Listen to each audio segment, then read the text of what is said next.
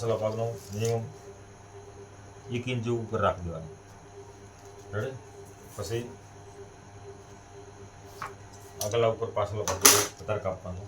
આપણે જોંગ માપશું હોય આગલી સિલાઈ કાઢી નાખવી હોય. જાંગ છે 22 ઇંચની, તો આગળનો ભાગ તૈયાર છે 10 ઇંચનો.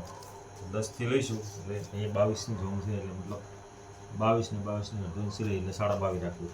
બરાબર? અહીંથી સલગ 1.5 ઇંચ રાખી દેવાનું. અહીંથી 1.5 ઇંચ રાખી દેવાનું. બરાબર? પછી અહીંથી લંગોટનો ભાગ ટીટોઈ મારી દેવાનું, કે મારી દેવાનું. એટલે પાછલો ભાગ ને સાઈડનો એક વધારાનો એક્સ્ટ્રા ભાગ હોય ને એ કાપી દેવાનું.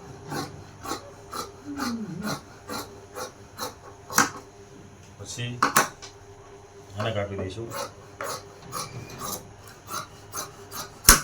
આમાંથી બેલ્ટ થઈ જશે. બરાબર? પછી હવે આમાં આપણે લંગોટ માપશે, હજુ કમર માપીશું, સિલાઈ કાઢશું. 1 ઇંચ સિલાઈ કાઢી અહીંથી.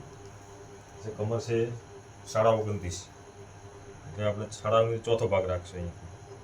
એટલે થાય 7.5 ઉપર થોડું રાખવાનું, 2 પોઈન્ટ, મતલબ 7.5 ઉપર. અહીંથી લૂઝિંગ છોડીશું 2 ઇંચનું પાછળ એક કમર માટેનું ખોલ્યું. અહીંથી આપણે સીટનું માપ લઈશું.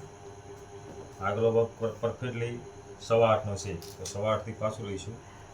અને જેટલી સીટ હોય એનું 50%, મતલબ 33ની સીટ છે તો 16.5 થોડું લૂઝિંગ રાખો એટલે 34ની 33 એવી 34 કરી દેવાની. અહીંથી કમરનું અને સીટનું સીધું મિલાવી દેવાનું, લૂઝિંગનું મિલાવી દેવાનું, અને રાઉન્ડ આપી દેવાનું. પછી અહીં પર લંગોટ માપશું આપણે. હવે લંગોટ છે એની 22 ઇંચની. બરાબર? તો 22 માપશું આપણે અહીંથી. 1 ઇંચ બેલ્ટનો ઉપરથી કાઢી નાખવાનું, ઉપર બેલ્ટ ચડાવવાનું.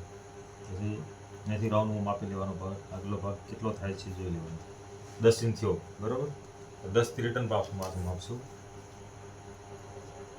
એટલે 10ને અહીં થયું 21 ઇંચ, એટલે 1 ઇંચ બેલ્ટ આવે એટલે 22 ઇંચની લંગોટ થઈ ગઈ. રેડી?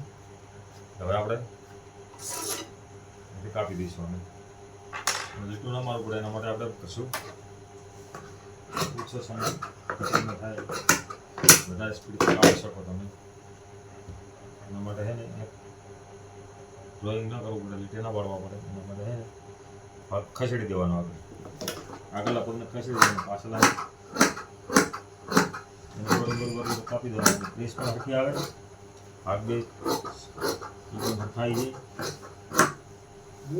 કપાસો રહે નહીં.